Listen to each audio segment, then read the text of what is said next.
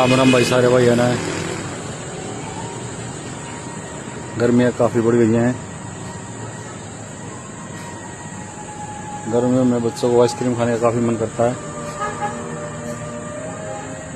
ये देखिए, हमारे पास अलग अलग तरह की आइसक्रीम है। ये वनीला फ्लेवर का टब है।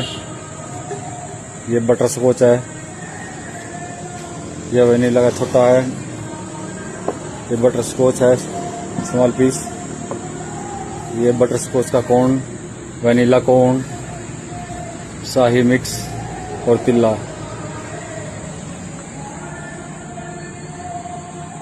वो स्टॉक की कमी नहीं है, स्टॉक काफ़ी है।